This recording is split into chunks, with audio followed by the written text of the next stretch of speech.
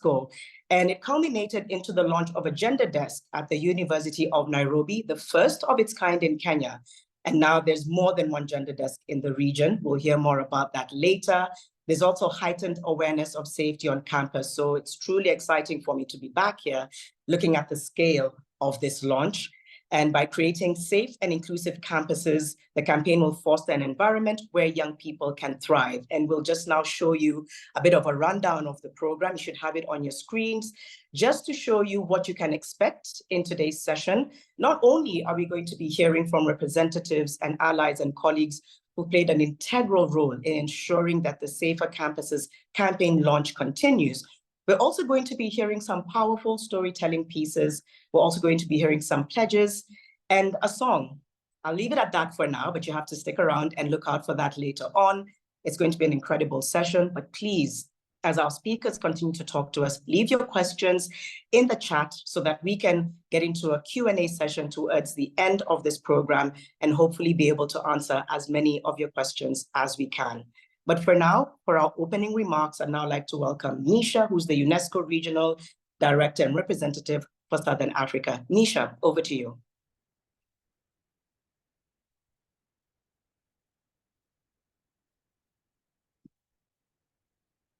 Thank you very much. Good afternoon, everyone, and my apology. I thought I had microphone open, but I realized that it was on mute. I hope you had a good day, and we are beginning here in the spirit that it requires. So let me begin by first acknowledging presence or in absentia contribution of some of the key people. Ambassador Adler Aristide, Ambassador of Canada to Zimbabwe. Lilian Tanutze, Deputy Head of Cooperation from the Swiss Agency for Development and Cooperation. Our esteemed representatives from the government ministries, higher and tertiary education institutions, representatives of the PSOs, students, O3+ student ambassadors, my UN system colleagues, and my UNESCO colleagues, and of course our moderator. Once again, a very warm welcome to this launch. It is unique because we are launching today what we have decided to call the Safer Campuses campaign. We are here today to call for solidarity and act in solidarity. We are here to speak and act against gender-based violence within higher and tertiary education institutions. This campaign is not a sudden development. It is not something that we thought today and we decided to launch it. It comes from our experience of several years of work, and it forms a part of our rights, our lives, our future plan, or what is known as O3+ program, which began in 2021 in October, and is a continuation of the previous phase, which was launched by UNESCO in 2018. At this stage, I would like to thank our partner FCC for recognizing the issue, its criticality to development, its impact on women's health and well-being, and collaborating with us to address the issue of unsafe learning environment in higher education. The O3+ program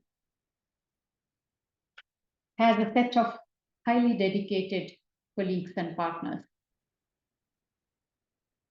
And they have been delivering a range of impactful programs for students, faculty, and administrative staff of institutions to address gender-based violence and to bring visibility to the needs of consent, healthy relationships, gender equality, and often a forgotten issue of the need for bystander intervention.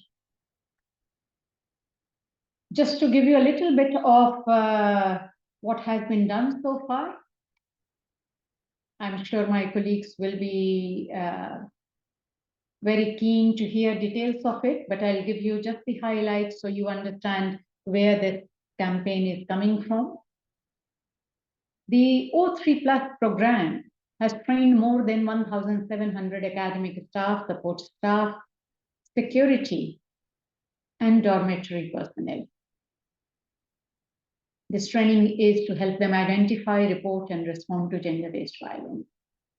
And this is because we want those in power with authority or with a responsibility to protect, to understand impact of gender-based violence, see the wrongfulness of it, see the violation of it, and to promote a sense of empathy, a sense of camaraderie, and an environment of respect in the camps.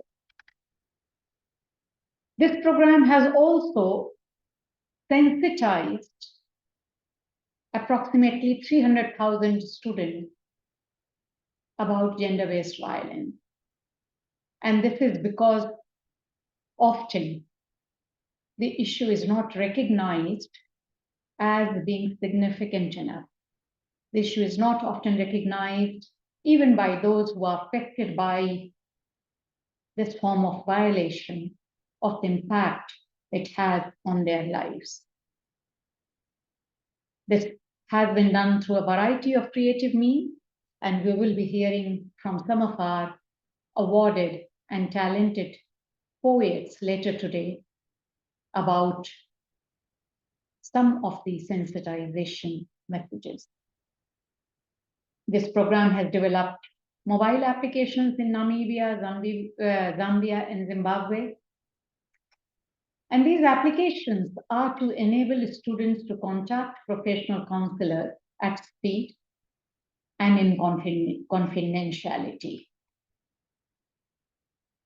This is so that they're not judged, they do not fear prejudice, and they have a safe means of communication to receive the assistance that they need. We have also strengthened partnership with local organizations and experts who work to end gender-based violence. And within the UN system, I would like to say that this program has very close cooperation and collaboration with our sister agency. We have our representative of UNAIDS present in this fora, but we also have collaboration with UNFPA, UN Women, and UNICEF. These achievements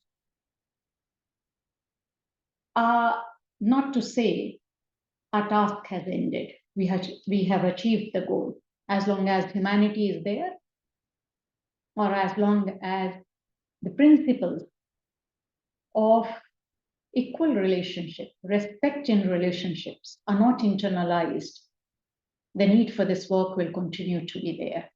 So this is why we will not stop here. We are going to focus our attention on impact of violence within the educational systems and together agree to act for change. We do not want to wait for another day, whilst knowing that a third of women and girls in Africa will have experienced gender-based violence by the time they enter the higher education institution. Gender-based violence is on rise, or it is being controlled, or it is being reported more. It exists because there are norms, patriarchal or otherwise, which create a sense of impunity, an environment where such violations are tolerated, where such violations could be attributed to many other forms of malice, like alcoholism and drug and substance abuse. But let me stress that these are often excuses for not doing enough that needs to be done. These are often arguments that also normalize and build tolerance for gender-based violence. So the Safer Campuses campaign is to envision, for all of us to envision, a new context, a new reality, a new narrative where students have the strength, the confidence, and the safety that they need to raise their voice, to report, and to get redress. It is an imperative for educational institutions, if they want knowledge to develop in their society, if they want academia to prosper, to provide this safe space, to ensure safeguarding not of their structures, but of students' well-being. As UNESCO, we are committed to providing technical expertise to identify and review policies on gender-based violence, sexual harassment, and other forms of sexual and reproductive health issues within the institutions of higher learning. At this point, let me also recall the UNESCO Convention, which is about ending discrimination in education, which was adopted by UNESCO member states in 1960, so many decades back, and which raised the issue of and the need for sexuality education as a preventive measure. It is time to remember that this ongoing work is being built intergenerationally, and we should not rest until we have succeeded in providing a space which doesn't threaten, which inspires the students and allows them to flourish. As UNESCO, we also pledge to strengthen gender-based violence case management and referral capacity within these tertiary and higher education institutions. I would like to point out that the program has already built 15 gender desks in O3 plus participating campuses across Kenya and Tanzania. These desks ensure that proper tools and systems are in place to track the number of gender-based violence cases, monitor the responses provided, track the referral to support services. These desks support coordination among the stakeholders within medical justice and campus services, and help provide a comprehensive treatment to cases of violations. We believe that education can have a transformative power to end gender-based violence. And this is why we are very proud today to be here with you to launch this campaign. We are here to break the silence for all survivors in these institutions, and we agree to see their reality from their perspective. We are here to break the silence for our students, for our young people's future, so they can achieve their fullest intellectual potential, skills, capacity. We are here to break the silence for East and Southern Africa campuses, but we are also here to influence the continent, to influence the world. So our stories, so the stories of the work from this region influences and creates a momentum for addressing the issue in much wider spheres around the world. So thank you very much for your time, for giving me the opportunity to be with you, for dedication, and for creating the change that you want to see in the world around you. And you can count on our support, that we'll be standing with you. So thank you very much, and I wish the best for the rest of the program. Thank you. Thank you so much, Nisha. Nisha, once again, is the UNESCO Regional Director and Representative for Southern Africa, giving us the opening remarks for this particular session, speaking passionately about the need for us to stand together and agree to act for change. Thank you, Nisha, for that. We'd now like to welcome our second speaker for this session, who offers some supporting remarks, just following up from what Nisha has said. I'd now like to welcome Lilian Tarnatzer, who's the Deputy Head of Cooperation for the Swiss Agency for Development and Cooperation. Lilian, over to you. Thank you so much, Janet, for these remarks. And I'm really happy to be here today with you. I'm speaking directly out of Harare, Zimbabwe, so not so far away from some of you. And it's my honor to be addressing you today. My thanks also goes to UNESCO's Regional Office for Southern Africa for bringing us together today. As supporting partner of the O3 Plus program, Switzerland much welcomes today's launch of the Safer Campuses campaign. It has been mentioned just now by Nisha. Global statistics on gender-based violence are alarming. 1 in 3 women has experienced gender-based violence at least once in their lifetime. Some have experienced violence at home by their partners or relatives, some on their way to school by strangers, some during an evening out, others at work, and some at university. The truth is, violence to women happens everywhere, and it also happens near us. Ladies and gentlemen, it is our all responsibility to break the silence on gender-based violence now. As parents, as peers, as educators, deans, chancellors, and as ministries, we all share the same responsibility to build and nurture institutions that protect students from harm, harassment, and violence. Whether it is by enforcing clear policies and a code of conduct to prevent and sanction transgression, whether it is by identifying perpetrators and victims of GBV, including beyond physical violence, whether it is by reporting incidences of GBV that we witness, whether it is by providing medical support and psychosocial counsel to survivors of gender-based violence, there is much that we can do. And yet, schools and universities do not exist in isolation.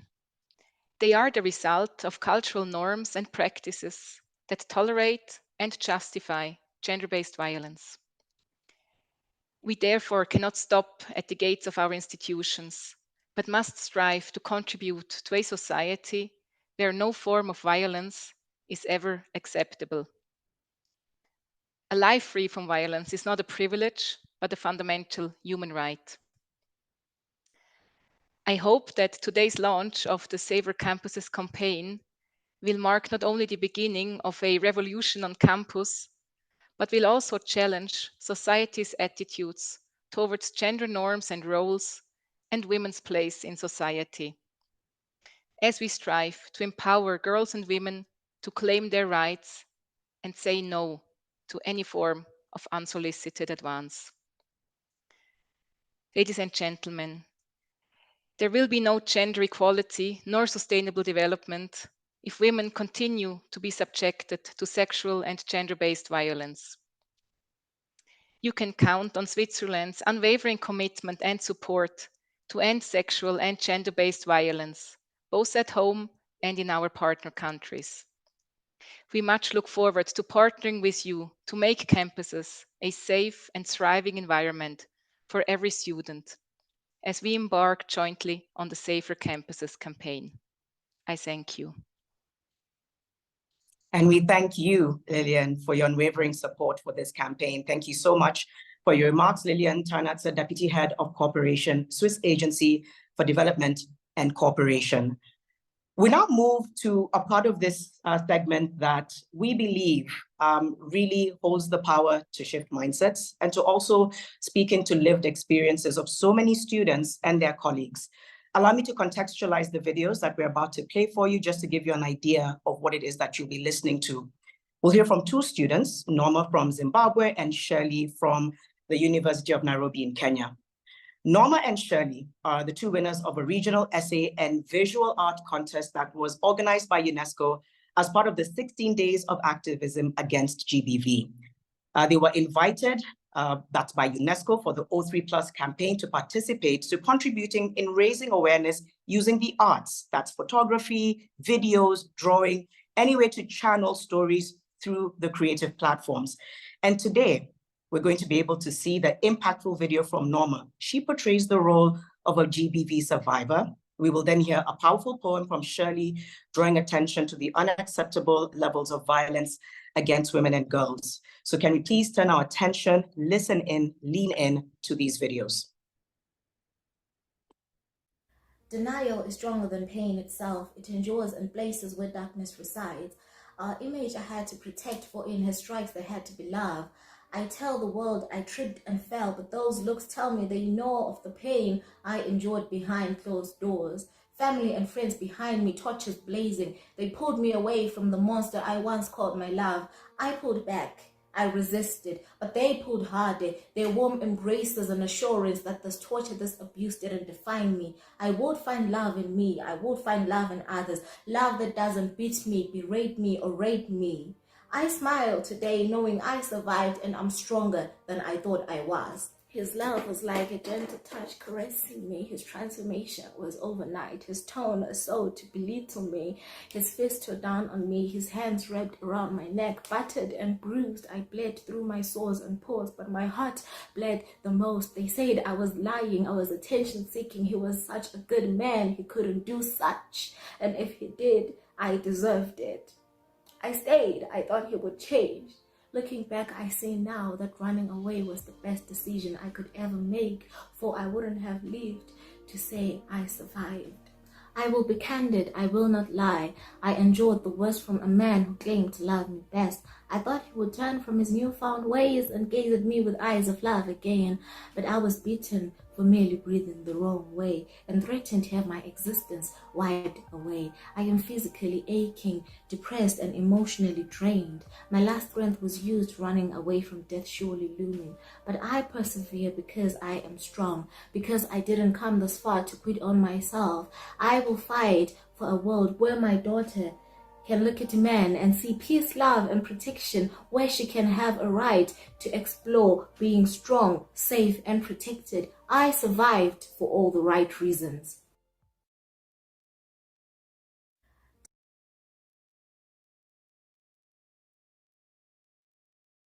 Hi everyone, my name is Charlene Etich and I'm a fourth year medical student in the University of Nairobi, Kenya. I'll be reciting a poem, The Thorn in My Flesh.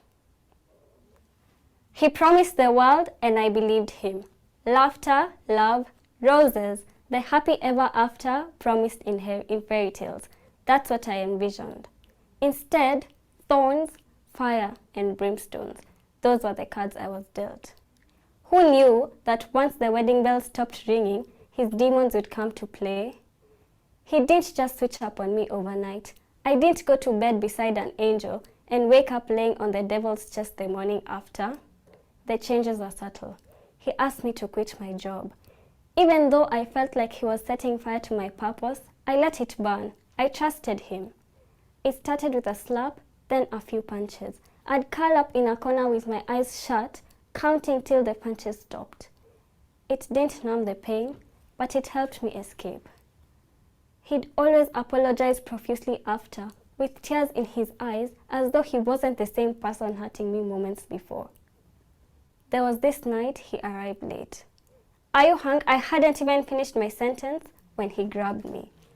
Before I knew it, he'd pushed me to the wall. The loud thud was the last thing I heard clearly. I was dazed, drifting in and out of consciousness. This was my last straw. I left. I'm now back at my mother's house and I haven't left my room since. It was the right choice to do. Why then do I feel like I'm strolling through the fires of hell, the burning, glaring pain seeming like it has no end? The lump in my throat is ever present. The hot tears streaming down my cheeks bring back every happy moment we shared. How can my heart still beat for him, yet he shattered it to pieces? Granted, I won't get over him immediately. Every day, the clock resets and I'm rebuilding my confidence, rewriting my stars. I can't wait to see what the future holds, and if happy ever after does exist, I can't wait to experience it.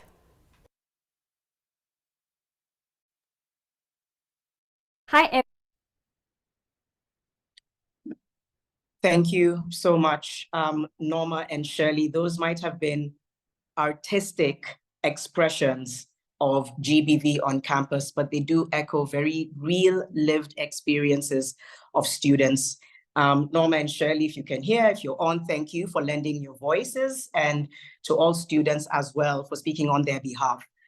And we do encourage you as well to share your remarks and your thoughts and your questions in the Q&A section of this particular webinar. Please share whatever thoughts you have. We're already hearing from our speakers. We've heard those amazing, powerful assets from our storytellers, and we will invite you for a Q&A session towards the end of this webinar. Your voice matters as much for the cause towards ensuring that students are safe on campus. Let's collectively figure out how we can make that happen, and you can start sharing that right now. Next, though, I'd like to invite Anne Githuku Chongwe, Director, UNAIDS Regional Support Team for Eastern and Southern Africa, to share her remarks. Anne, over to you. Thank you so much, Janet, and thank you so much to Norma and who was the other one who was there? It was such a powerful poem. And it reminded me of my own time as a young woman. But let me just start out by Shirley, by acknowledging this initiative to Nisha and the UNESCO team, to the Swiss Agency, Canada and Zimbabwe, and to all our civil society partners who are here. This is so timely, you know, the issue of sexual violence in university environments or tertiary environments, whether they're universities or, you know, vocational training programs, is really, really, really important. And there has been efforts before to focus on this, especially in countries where there has been a big movement against keeping women and girls safe on campuses. And so I just want to talk a little bit about, in response to the questions that you asked me, around, you know, what are some of the drivers, the issues that are affecting or causing GBV in our region. And to say that I wear the hat of UNAIDS, and UNAIDS, of course, works across all these co-sponsors. And for us, we have a statistic that we quote very often, which is that every single week in our region, we have 3,100 girls who are newly infected with HIV, every single. And what we know is that a lot of these infections are coming from relationships that, even where they may be consenting, are not really consenting, but are driven by other factors. And so just to talk a little bit about that. They're complex, they're multifaceted, they differ from country to country, but ultimately what we know is that what have become harmful social cultural norms and practices underpin a lot of what drives gender-based violence in our countries. The one thing I want to talk about is about transaction. And I say this because, you know, in a study that we have done on the issue of transactional sex, we found that transactional sex is driven by either gender-based violence, which is pure gender violence on the street by some stranger, and you're just sort of in a public space and you're abused. That's one possible way. The other way is through just economic dependence. And the issue of economic dependence is so critical to understand, because it is one that has driven families themselves. So parents themselves to push their children and girls into these environments where they have to be engaged in transactional sex, you know, and it is becoming more and more a norm. So I talk about it in the context of social, cultural, and gender norms, because this is becoming a new norm. And I think that what we have seen on campuses has been a combination of what has been popularly described as date rape, where a young woman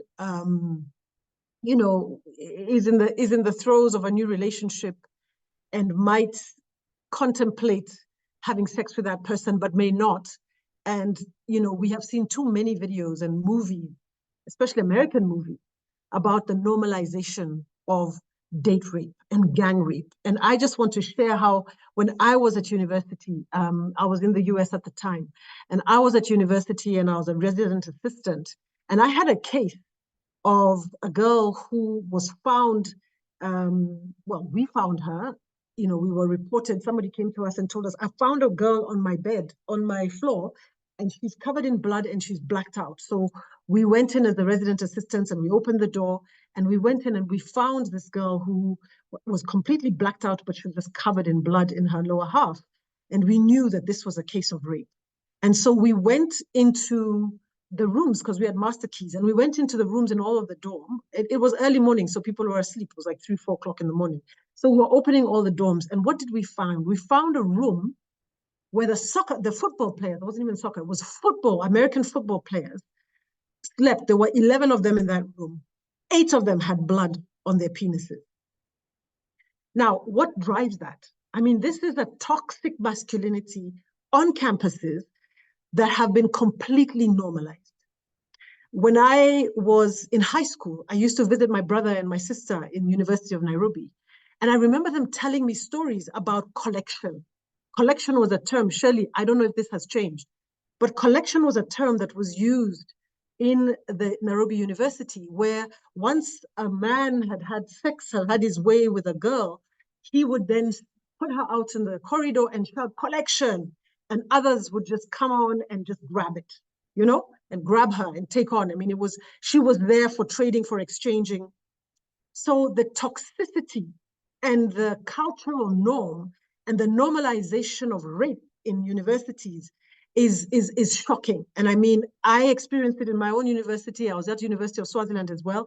And when I was at University of Swaziland, I just remember how the kind of trading that was taking place on campuses was horrific. And what we saw as a result of that, and HIV is a very important indicator of gender-based violence and of gender inequality. What we then saw is on campuses, 70, 80, 30, even 90% HIV infections. And a lot of this has come from this normalization of toxicity, toxic masculinity, the patriarchy, the transaction, all these factors that are driving the normalization of rape on campuses. And of course, we were part of the group here in South Africa that were responding to the Roads Must Fall, the big campaign that was happening when school after school, university after university was showing evidence of the actual levels of violence that were taking place on campus. And the biggest problem with all of this was that there really wasn't a response system, and that the burden of proof sits, even to this day, sits on the victim or the survivor. And we started to work with a program. It was He for She working on campuses in my previous life with UN Women. And in that initiative, the intent was to make sure that every single campus had a proper response system, and that shifted the way that legal services were provided so that they actually focused on the survivor, and assumed that, like with our work on sexual harassment that ILO has popularized with the ILO Convention on Sexual Harassment, that actually the burden of proof does not sit on the survivor, but the burden of proof sits on the violator. And this is a law that needs to change. So I think one of the big things that we need to be thinking about our campuses, aside from the normalization of this GBV on campuses, is the reality of having to start thinking about what does the response look like. And so how do we make sure that we've got the kind of laws on campus that are paying attention to this, but we also have programs that are working on toxic masculinity, programs that are paying attention to young women and girls themselves and some of the decisions that they are making because of transaction or because of just their own social norm that they've grown up with, where they don't know how to say no, and the men are saying that, you know, it wasn't quite a no. So these are norms that must change. And I thought it's important to talk about that even when we think about what would be some interventions that we look at. The net effect of this is that our region has been affected in significant ways by the result of the normalization of sexual and gender-based violence. This is in our tertiary institutions, it's also outside of it. And so what we have seen is unintended pregnancies of young women and girls. What we've seen is high levels of HIV. And if I was to just give you data from country to country, in every single situation, what we have seen is that girls between the ages of 15 to 24, that in general, what we are seeing is that they are 2 to 5 times more infected than boys of the same age. In general, with intimate partner violence, we see it about 3.2 times more likely that a girl who is engaged with, who has been a victim of GBV, including intimate partner violence, has a 3 times higher chance of acquiring HIV as well. So the regional impacts are really significant. And so part of what we've been trying to do in the region collectively with all of our partners is to look at how we combine all these issues, whether it's the unintended pregnancy, the gender-based violence response, the HIV response, but how we make sure that SRHR is built into all of this. And so collectively, we've launched the Education Plus initiative. The Education Plus initiative with UNESCO in the lead, with UNICEF, with UNFPA, with UN Women, is saying that when girls stay in school, at least to the end of secondary school, and we know for sure to the end of tertiary, that they reduce their chances of HIV infection, of GBV, of underage pregnancy by a significant percentage. And so it behooves us that if this is such an important opportunity to respond to the HIV infections and to GBV on campuses, we can actually show proof that girls who stay in school to the end of tertiary earn more, have greater independence, but we have to have programs on campus. And we have to have actual GBV units on campus to be able to have a real process of follow-up. So we need to set up the institutional mechanism and structures to do that. And so the impact in the region is that it is scattered. As we've looked at different countries, there isn't consistency in the way in which we respond to either gender-based violence or the consequence of it, HIV and unintended pregnancies. We don't have specific programs. Rather, they're dealt with just as any other, not even a crime, any other misdemeanor on campus. But let me just give you one last statistic here in terms of the regional effect. We did some impacts. We did a study called the cost of inaction, where we looked at South Africa and Zimbabwe, and we showed the cost of inaction in terms of GBV, unintended pregnancy, HIV, even unsafe abortions. And this study showed that in a country like South Africa, the total cost to the economy is $4.09 billion if we don't respond to GBV, we don't respond to the impact on adolescents in both South Africa and Zimbabwe, just as an example. So the cost of inaction, because of the cost of health, the cost of lost time, the cost to HIV and the testing and so on, these costs are really significant costs. And imagine an HIV or GBV-free, a GBV-free region, and how those costs would be saved because we are now instead focusing on prevention. So I think one of the biggest issues that would need to be able to move us towards a GBV region-free region is for us to be able to actually set up prevention programs.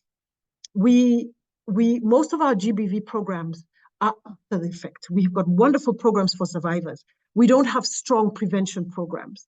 I recall at University of Cape Town, there was some programs that the Higher Health in South Africa had started to develop, where they had, and I think they were working also with the University of Nairobi, where during orientation, every single student that came on campus in their first year were required to undergo an orientation about rape and gender violence and HIV, and that men would then go through this toxic masculinity training, that every student would need to go through a gender equality program. So, I think WITS was also piloting some of these, but these are just ideas which have not been socialized entirely. So if we're going to confront some of these major issues, then we have to look at what are the different programs that are prevention programs that we need to put in place. If indeed what we are seeing is that a lot of the gender-based violence is driven by transaction or by economic needs, then we have to be able to have programs that favor young women and girls. So if we have scholarships or bursaries, we have to be able to make sure that we are favoring young women and girls. So they're like social protection programs that we put in place to make sure that we can actually prevent this $4 billion that is a consequence of GBV in and out of our schools. So I just want to really commend you, UNESCO, for this initiative, for doing it across multiple countries, for working with multiple agencies, for bringing in the different social partners and civil society. And I'm convinced that if we really focus on creating safer campuses, including working with the police and security, to make sure that we've got security systems in this, we literally do mappings. And I think we had started to discuss this. I think, Remy, I was chatting with you about this at some point, that with this safer campuses, part of the strategy is that you literally do a safe campuses audit in and around the campuses to understand what is driving gender-based violence in and around the campus, so that it's not just about campus and the way in which security guards deal, but there have been all kinds of statistics about how women feel unsafe on campuses, but what's happening outside and nearby, because the violence is not always happening from inside. So the programs that we need to have, if we're going to create this shift in our society, if we're going to reduce the numbers of gender-based violence, if we're going to reduce the impact on that with new HIV infections, we have to be able to design prevention programs, and prevention programs that are comprehensive, that work with multiple stakeholders and partners, that equip both women and girls, as well as men and boys, with what it is that they need to create this prevention. So Janet, thank you so much for the opportunity to contribute to this conversation. Thank you. Thank you, Anne, for speaking so passionately and really capturing the essence of how this issue affects us all, the internalized social normalization, as it were, of gender-based violence and how much it's costing the region. And Anne has highlighted experiences ranging from the time that she was in high school and campus all the way till now. And I think the sad reality is, how are we going to make sure that this cycle doesn't move to the next generation? And I think that's why campaigns like this are important to scale. After this next presentation, we will be learning more about how you can take part in the Safer Campuses campaign. We invite all of you to lend your voices, your expertise, your passion. So we'll be sharing that with you a little later in this presentation. So please do hang around for that. For those of you who are already sharing your questions in the question and answer chat, thank you so much. Please also, if you can, leave your email addresses so that you can get specific information sent to you to allow you to learn more about your specific request. But of course, we will be sharing some of those questions a little later on in the Q&A. And please, ladies and gentlemen, Safer Campuses campaign is for everyone, boys and girls, ladies and men, all allies and all hands on deck. If you're watching this, make sure you invite a friend, a colleague, a partner to join as well. This is not limited to one demographic or one gender. This is a global issue, and we are speaking about it in a regional perspective about how much it's continued to stifle the progress of so many people because of the levels of violence. So this campaign belongs to all of us, where we stand with the students. So kindly take note of that.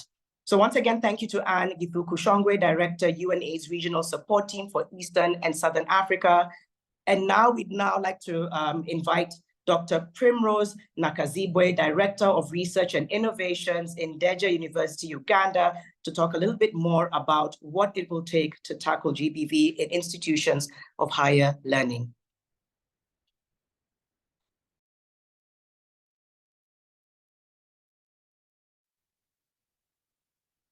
Hi everyone, my name is Dr. Primrose Nakazibwe from Deja University.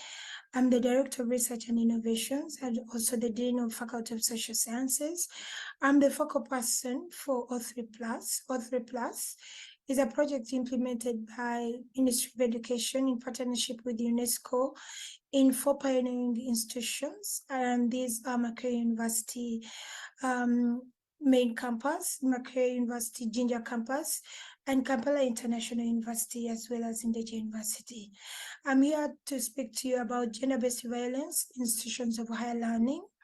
And it's sad to know that in Uganda, just like the rest of the world, violence against women and men does not spare the space and location. So higher institutions of learning are one of these other areas where gender-based violence in Uganda has remained largely unaddressed because of the ways it manifests itself.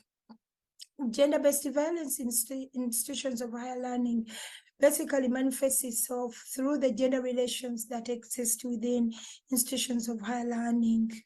The unequal gender relations that exist between staff, that is the support staff versus the main staff, makes the senior teaching staff vulnerable to gender-based violence, and the unequal gender relations that exist between the students and the staff and the support staff and the adult environment around them makes also gender-based violence those vices that thrive in so many institutions of higher learning in Uganda.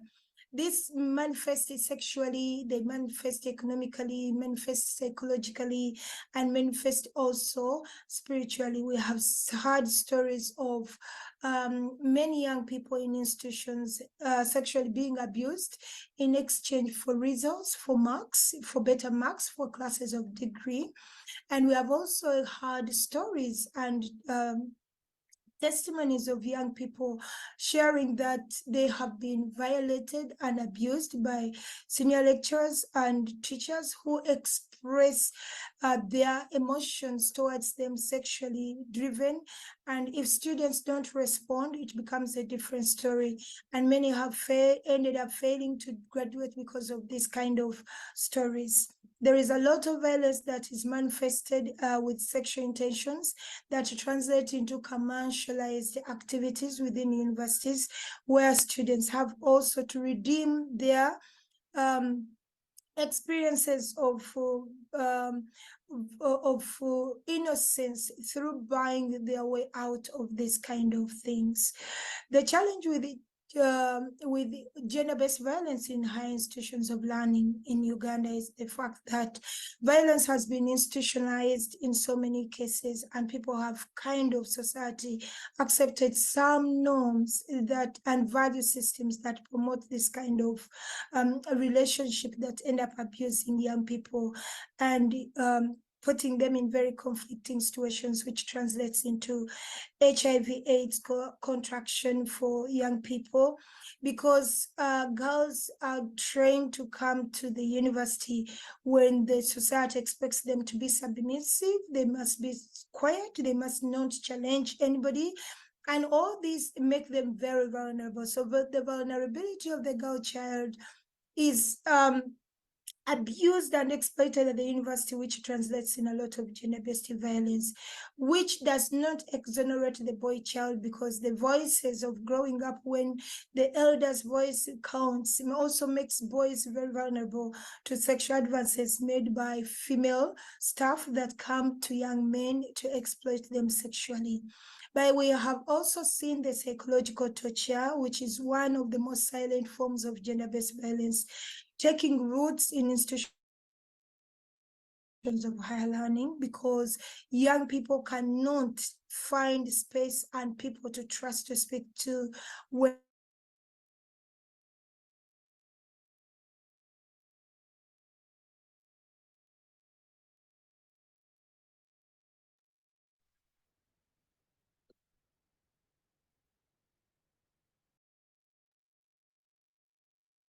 All right, Dr. Primrose from the Ndeje University in Uganda, Dr. Primrose Nakazibwe, who was addressing us there from a video recording.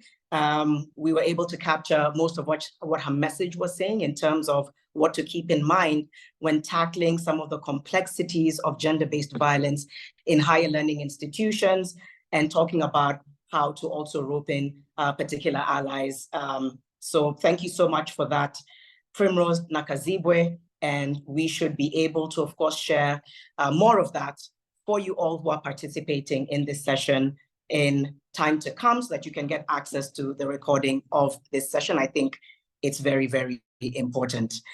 And so now we want to move on to some of the other presentations that we have for you today. Or I believe they want us to try and continue listening to Dr. Primrose's speech. We'll just see whether we'll be able to do that. If not, we'll try and see if we can play it a little later on. I'm sure most of you would want to hear it in its totality, but for now, we will move on to the next segment. We have Remmy Shawa, who's a senior project officer at UNESCO South Africa. He's going to unveil the campaign's core elements, providing a comprehensive overview of its rationale, objectives, and expected impact, and hopefully also see how to invite you all to be a part of it. So Remmy, over to you. Thank you so much for the opportunity to speak to the campaign. Next slide, please. Thank you. So we've heard from the previous speakers on the challenge that we are facing and what has made us gather this afternoon. Through the O3+ program, UNESCO conducted baseline studies in 6 countries to better understand the issue of gender-based violence on campuses. And the findings were really telling. So there's high incidences of gender-based violence and other forms of violence among students in higher and tertiary education institutions.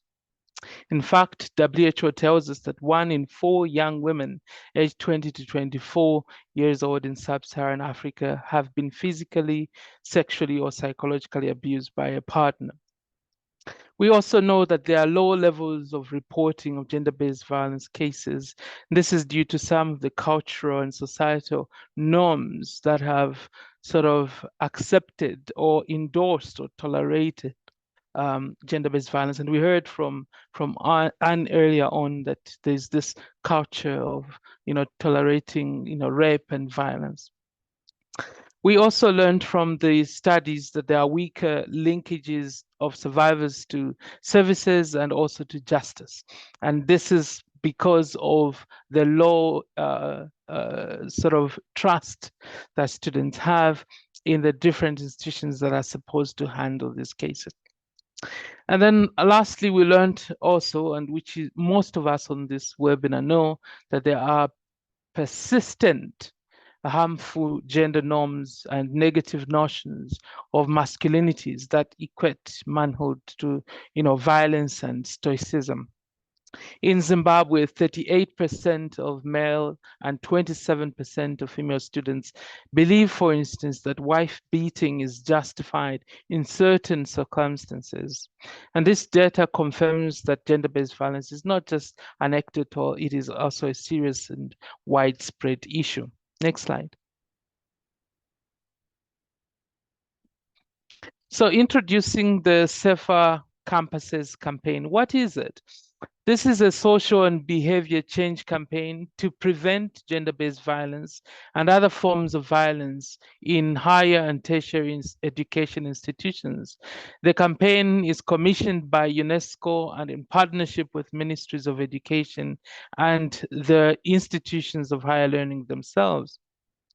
The vision for the campaign is a higher and tertiary education sector in the Eastern Southern Africa region that is free of violence, where all students and all stakeholders are empowered with knowledge, information, agency, and resources to prevent gender-based violence and other forms of violence. The goal is that we establish campuses that are safe, that are inclusive, that are spaces where young people and students and also staff can live in harmony, they can thrive, and that they can live without the threat of gender-based violence. Next slide, please. So what are the objectives? There are four key objectives of this campaign. The first is around raising awareness, and this is to increase the understanding of gender-based violence and its impact on students in higher education settings. On the chat, on the Q&A, I saw somebody, for instance, raising the issue that violence is not just physical, and there are, psychological forms of violence, emotional, sexual, and so on. So it's important for the campaign to raise this awareness among all the stakeholders on the different forms of violence and also the effects on lives and of the students.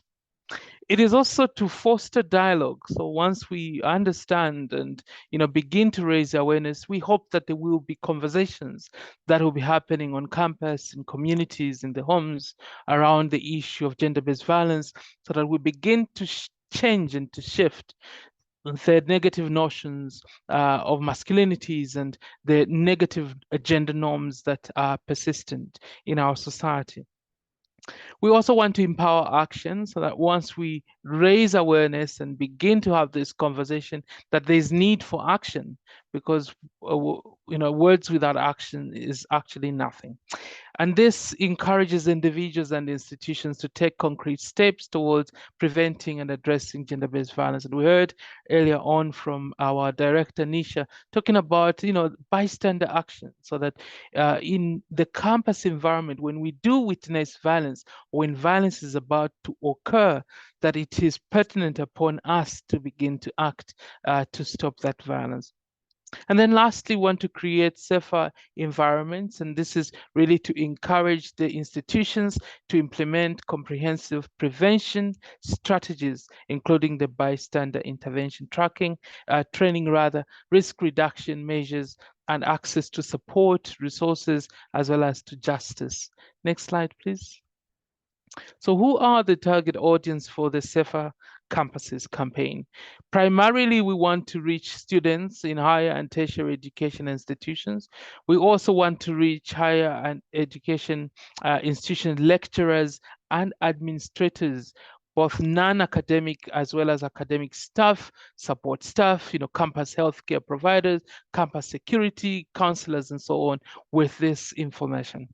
And then at the secondary level, we want to reach teaching bodies, higher and tertiary education ministries, government departments, student clubs, sports clubs, non-government organizations, the UN family, as well as regional, national, and community media. Next slide, please. So what is the thinking behind the campaign? The key insight is that young people want to create their own solutions and to collaborate and co-create, right? So the days of young people being told what to do and solutions being developed for them is over.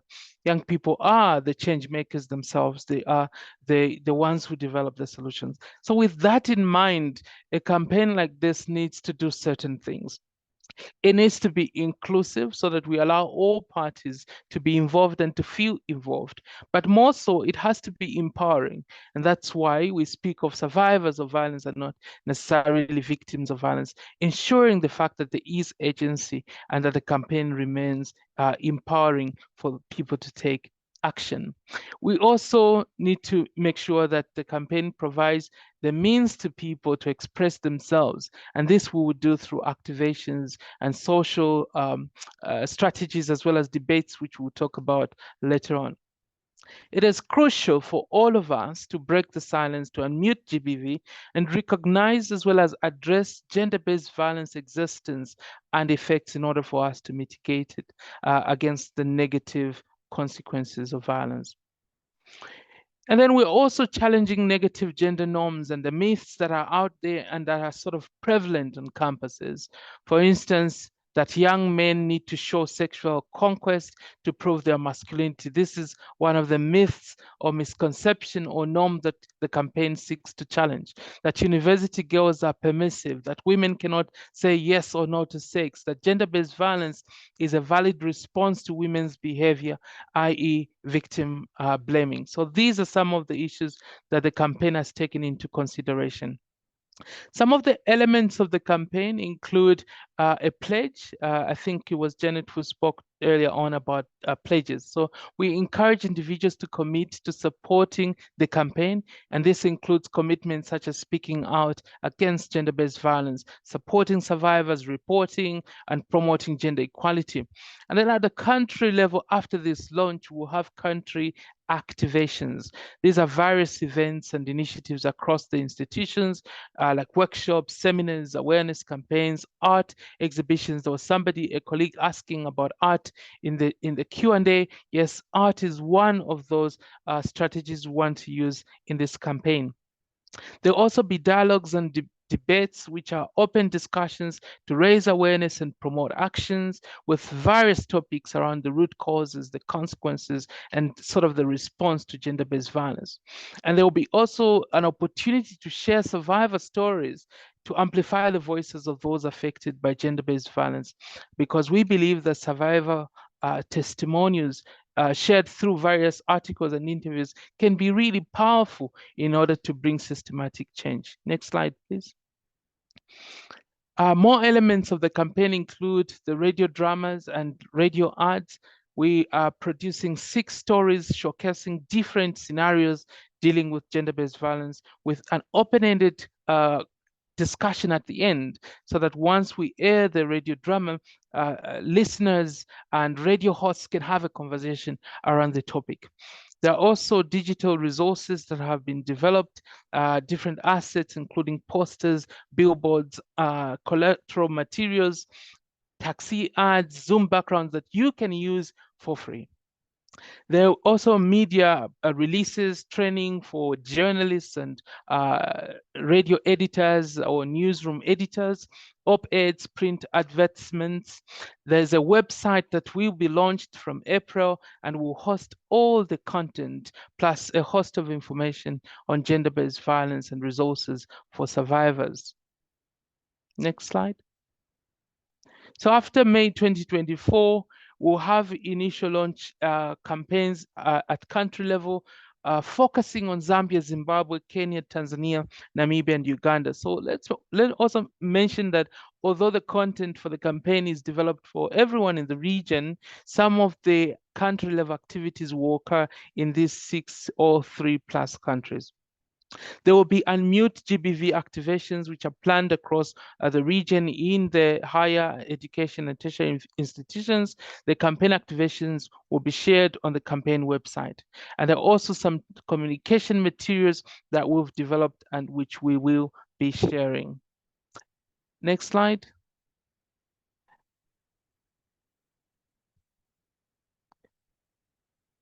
And then the campaign will also be shared through different social media channels, the ones listed here. And at the end, we'll provide directions on where you can go. For instance, the website safercampusescampaign.org, which is going to go live in April. All right, I think next slide, let's see. All right, so just a little bit about measuring impact. How will we know that we're successful? These are some of the things that we will try to measure: increased reporting on gender-based violence, a number of activations and participants, change in policies and handling of cases, shifts in attitudes toward gender-based violence, increased advocacy on gender-based violence, campaign websites, website views and downloads, and how many people will be engaging on social media. We'll also have surveys, focus group discussions, and all sorts of data collection tools that will help to measure success for the campaign. All right, and in terms of partners, next slide, we are still open for more partnerships. We are happy that UNAIDS is on board, UN Women is on board, UNFPA will be reached out to as well. The different stakeholders at the country level, civil society organizations are also invited to join the campaign. And thank you so much. Let me end here, and sorry for going over time, but I hope that we will have a good launch moving forward. Over to you, Jen. Thank you so much, Remy. I think it was important that you shared that with us, because that really is the heartbeat of what this campaign is, and also ideas and ways in which you, the public and participants, can get involved. We are going to move on to our next speaker so that we can then go to an opportunity to get some questions that you've asked answered before we share some of the video assets that we'd mentioned earlier on. So without further ado, I'd now like to welcome Mr. Christopher Habuno, Deputy Dean of Students, University of Zambia, to talk about his role in his responsibility for the well-being of students on campus, and share how his institution is committed to taking action to end GBV in campus. The University of Zambia thank you very much. To ensuring that as we may all know, the live University in of a safe Zambia, environment, and this safe environment for us is where we have less cases of sexual harassment. Through the O+ project, which is under support of UNESCO, we are collaborating with UNESCO to create safer environments for our learners, for our students, so that they learn in a safe environment. For us to do this, we ensure that we make our students understand what GBV is, gender-based violence. We want them to understand what it is. And for them, if they understand it, it means it will be easier for them to identify what GBV is, and also subsequently to make sure that they are able to report it where it occurs, whether it's themselves or with their colleagues. And so, with the support of UNESCO, we have created safe zones within campus where UNESCO has helped us to have certain facilities converted into safer homes, safer places for our students to go to, interact, and be able to talk to colleagues or other staff that understand them. And so, because of that, our students are now more informed about GBV, more informed about sexual harassment, more informed about reproductive health. By creating safe and inclusive campuses, the Safer Campuses campaign fosters an environment where young people can thrive. This translates not only to greater gender equality, but also to improved access to good health, well-being, and education. Ultimately, a future free from gender-based violence in educational settings paves the way for a more prosperous and equitable future for our entire region. And so, the University of Zambia is fully committed to Safer Campuses campaign, and we shall cooperate with UNESCO. I thank you. Thank you so much for that, Christopher Habuno, for walking us through and even talking about the safe zones that you're mentioning on campus at the University of Zambia. So some really interesting pointers there, and sharings and learnings coming there from Christopher Habuno. We're now going to move, ladies and gentlemen, into a Q&A session, part of the session. I do understand that we are kind of slightly pressed for time, but we do feel it's important to get some of these questions answered. And so we will be asking some of our participants to answer specific questions asked to them. And I'd now like to first begin by inviting Norma and Shirley, who'll speak briefly on their role in this campaign and why it's important to them. Norma and Shirley, let's see if we can get you on our screens and ensure that we can hear from you, because the assets that you shared were so powerful earlier on in your participation in the O3+ campaign for the 16 days of activism. And so we'll begin by asking you, Norma, why you're supporting this Safer Campuses campaign launch and why this work is so important to you. And then we'll hear the same from Shirley.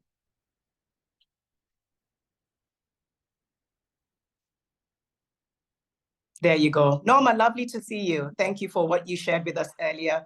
Briefly talk to us about why this was important to you and why you participated in the work and why the campaign is important to you. All right. Thank you so much, Janet. Can you hear me from your end? Yes, loud and clear. Lovely. This is really a hot button topic. This is important to me, as by establishing this campaign, we're now transcending from activism to actual action. This ensures that learning institutions become a safe space for students, and with time, we're going to have reduction and maybe, hopefully, definitely total eradication of GBV and harmful gender stereotypes. This will then promote gender equity and promote social justice in the long run, not just for those higher tertiary learning institutions, but for the world as a whole. Learning institutions, are basically grooming future leaders, future policymakers, future mothers, future fathers. And this campaign will push a collaborative approach to actually groom psychologically and mentally fit women and men who do not succumb to negative societal norms and pressures. This then leads to a world that is free from GBV and one with a universal culture of responsibility, of societal responsibility. We have to be the change that we want to see. So I'm very excited in participating in this campaign, as I believe that it will bring such an amazing positive change, such an amazing positive drastic change, not just for learning institutions, but for the world as a whole. We deserve to live in peace. We deserve to live in happiness. So yeah, this is why this campaign is important for me. Thank you, Norma, and thank you again for the really powerful piece that you did and for just using your creativity to show us just how tragic this issue is. Thank you so much, Norma. And Shirley, I'd like to invite you, as we've asked Norma, just to tell us a little bit about why you're supporting the campaign and why this work is important to you, why you feel it's important that we all rally behind students. Thank you so much, Janet. I hope you can hear me. Yes, we can hear you and see you. Oh, thank you. So I feel like the campaign is really, really important, especially in campuses where, as we've heard, there's instances of gender-based violence. This is something students are facing. I feel like it will also emphasize on the aspect of consent and respect towards women, and also just to help the victims who are going through it to see, not to be shamed, and also to be able to speak up on their experiences. As I've been told, like, a safe environment is not a privilege, but it's something that should be a norm. I really think that's why the campaign is important to me and to the campuses in general. All right, great. Thank you, Shirley. And just as I thanked Norma, it's to thank you for giving us that powerful piece and to encourage you to continue spreading your love and light and sharing in the importance of speaking out against GBV. We do have some of the questions that some of you sent in for this particular part of the session. And I'd now like to invite Remmy back to speak to, does the campaign focus only on GBV by students towards students, or does it also speak to GBV by lecturers towards students? Remmy, just to invite you to speak to that. Thank you, Janet, and thank you for that question, which is really important. The campaign focuses on all forms of violence from all parts of the stakeholders on campus. So that includes violence that is experienced by the student, student to student violence, but also lecturer to student, student to lecturer, and support staff like security officers to students and vice versa. So it's really all the ways, right, within the campus environment. And then another thing, Janet, if I can speak to, this is not a campaign for universities only. It's a campaign for higher education and tertiary institutions, not just universities. So all, colleges, whether it's teacher training colleges or TVET colleges, basically, institutions that are not primary and secondary schools, but higher learning. Just to clarify that. Thank you so much. Thank you. Thank you for speaking to that. And to your point, it's such an important question. And then we also have, and we are inviting again some of our previous speakers to answer these questions. How can universities hold perpetrators of GBV accountable while also providing opportunities for education and rehabilitation? Such a pertinent question. If I could invite some of our participants and speakers earlier on to just speak to that, whether it's Dr. Primrose or whoever else can speak to that. How can universities hold perpetrators of GBV accountable while also providing opportunities for education and rehabilitation? So Dr. Primrose, Remy, perhaps Nisha, over to any of you to speak to that pertinent question. Thank you very much for this very interesting question. In Uganda, we hope that the policy framework is very crucial within the university, but also nationally, to bring awareness for people to understand that GBV, in whichever form it takes, is a violation of a right to someone to enjoy a right to education, but also to give somebody a real reason to survive without any kind of threat. So the perpetrators must be aware of the implication of committing this kind of crimes around the university, but also in the society where they come from. So when the policy framework provides for the guidelines on how to manage violence, it becomes very, very easy for the reporting, whistleblowing, and all the mechanisms that can be put in place to control gender-based violence in institutions of higher learning. So there are penalties that can range from dismissal from the university, but depending also on the nature and cause, the rehabilitation process of the perpetrators can also happen in institutions of higher learning, more especially for those of us who come from faith-based institutions. And it also depends on the magnitude of the GBV. So I think the policy framework is the way to go for institutions of higher learning. Okay, Dr. Primrose, thank you so much for speaking to that. Nisha, if I can invite you to share your thoughts and perhaps also pose a subsequent question for you. Nisha, please, the floor is yours on how you think we can hold perpetrators accountable while providing opportunities for education. Thank you, Janet. I think the question raises issues around practical implementation as well. Oftentimes, it is not enough to have policies and frameworks in place. Sometimes it is not adequate to have prevention mechanisms in place. What the institution, whether they are operating at the tertiary level or higher education level, one, to recognize genuinely that there is always a potential for prevalence. Oftentimes, it can be brushed aside as a non-issue which is being pushed upon the universities or institutions. So there is a need for that recognition. Second, there is a need for prevention services. They need to be established. But the third and most important one is that it does require role modeling by the authorities of these institutions. They need to send a message that one violation is too many. It will not be tolerated. And that examples are being set by taking the lawful, rightful course of action, which shows and instills confidence among the student community that if they raise their voice, there will be no retaliation, that they will not be stigmatized, and that necessary action against the perpetrators would be taken, whether they are faculty, whether they are academic or non-academic staff, or they are, a fellow student, because we need to look at different dimensions. Also recognizing that perpetration might be towards the faculty. So we have a focus on students, but we need to remember, talking about gender-based violence, it may be another male student.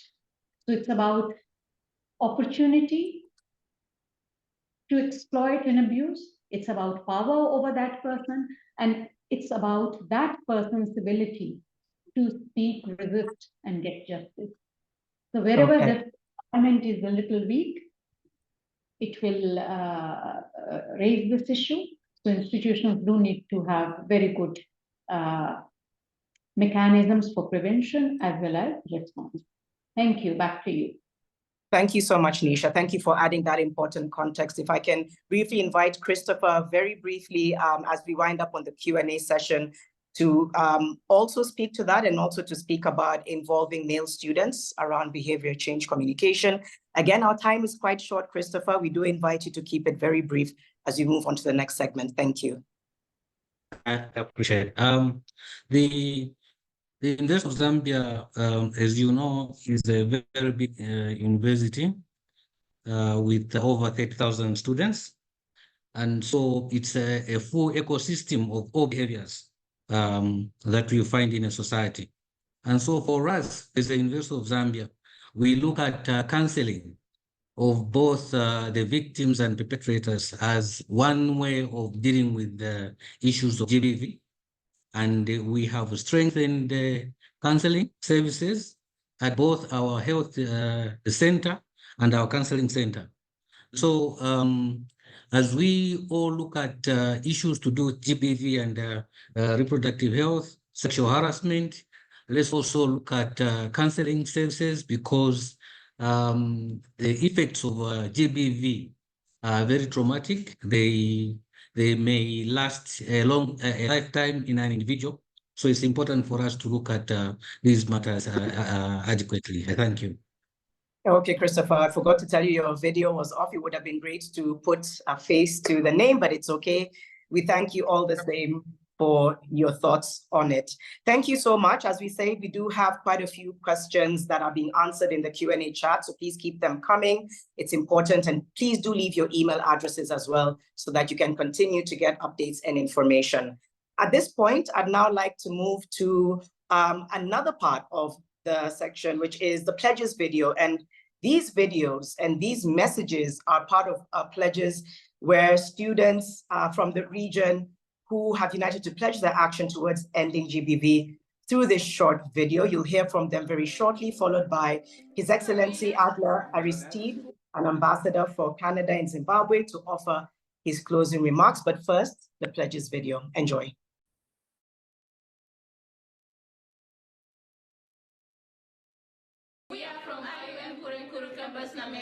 I pledge on taking part in ending GBV, to create a safer campus environment by raising my voice, standing up and calling for accountability on GBV. My name is Hassan Mtema, and all three ambassadors from Zanzibar. I pledge to be a part of the solution to end gender-based violence. Institute of Technology Students Zimbabwe, Safer Campuses Campaign. I pledge to be part of the solution to end gender-based violence. I will remind others that men and women have equal rights. I pledge to fight sexual harassment and gender-based violence at Makerere University Junior Campus and country. Hi everyone, my name is Nami Yovu. I'm a portfolio broker, a UNESCO Ultra+ peer educator, and a NUS Zimbabwe alumna. I pledge to be part of the solution to end gender-based violence, to create a safer campus environment for myself and for others by raising my voice, standing up and calling for accountability on GBV. I pledge to be part of the campaign to end gender-based violence, to create safer campus environment for myself and for others by raising my voice, standing out, and as well asking for accountability in case of any gender-based violence cases. My name is Inua Dada from the National University of Lesotho, and I will remind others that men and women have equal rights. I'm Sister Cecilia Ranoni, a third-year student at National University of Lesotho. I'll remind others that men and women have equal rights. My name is Claire Nakasango, a staff at Makerere University. I pledge to create a solution to end gender-based violence. Let's end the stigma together. Thank you.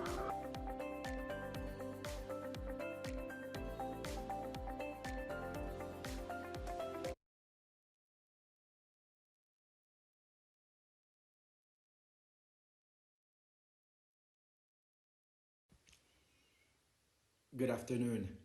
My name is Adler Aristide. I am the Ambassador of Canada to Zimbabwe, High Commissioner of Canada to Botswana and to Malawi. I'm sorry that I'm unable to be on live with you today. However, I wanted to add my voice and the backing of my country, Canada, to the other messages of support at today's regional launch of UNESCO's Safer Campuses campaign. Gender-based violence is prevalent and underreported in Zimbabwe and in many other places. It is a complex, multifaceted problem, often based on harmful attitudes about women and girls. And raising awareness of gender-based violence is an important component of preventing it. Globally, Canada is a strong advocate for the elimination of sexual and gender-based violence. This commitment is reflected in our feminist foreign policy and our feminist international assistance policy, which not only recognize the central role that women, that gender equality play in achieving the Sustainable Development Goals, but also consider women and girls as powerful agents of change who must be full participants in the decisions that affect their lives.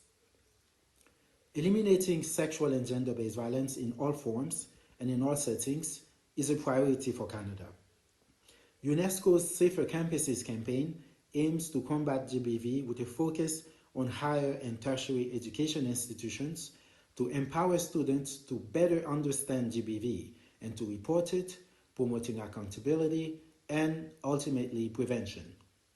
Women and girls must be safe from violence anywhere and everywhere, at home, in the community, and at school. They have a right to a safe and inclusive learning environment. As a founding member of UNESCO, Canada was one of the first 20 countries to join the organization, which now comprises 193 member states.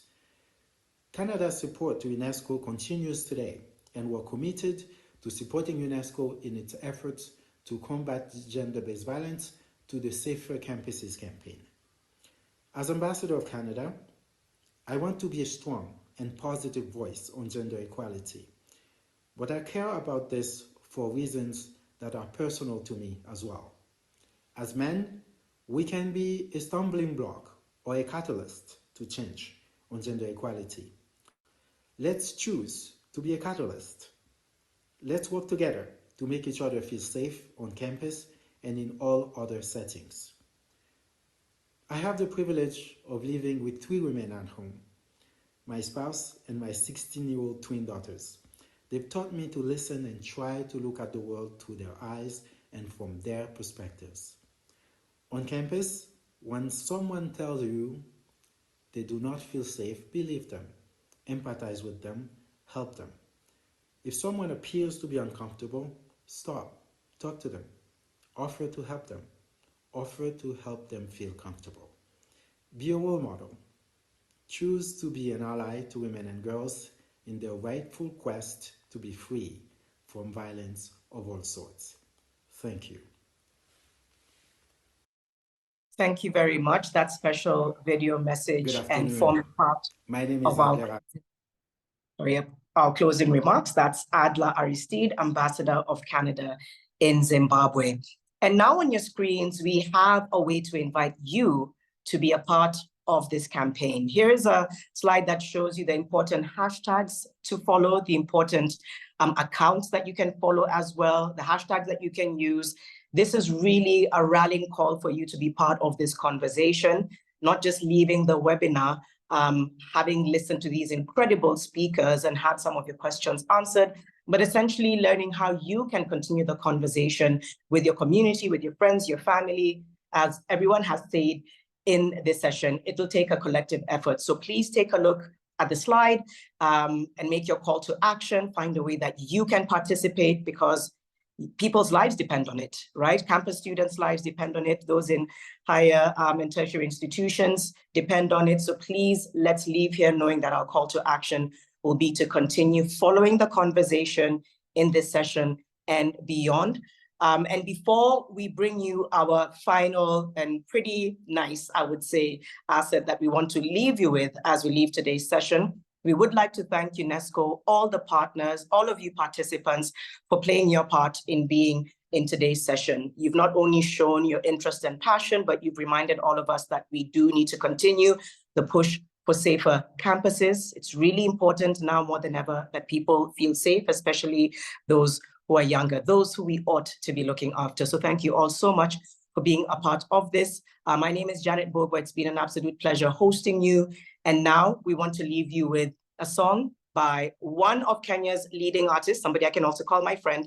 King Kaka is going to be showing on your screens very shortly with a song about how students can be there for each other. And in the end, it will be okay. Thank you so much, everyone. Have a fantastic time ahead. And thank you for being part of this conversation. Goodbye.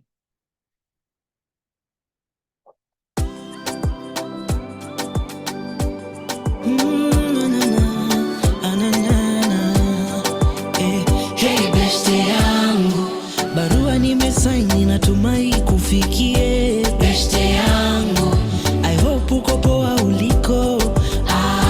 Beste yangu, sometimes, beste yangu, utakuwa sawa uliko.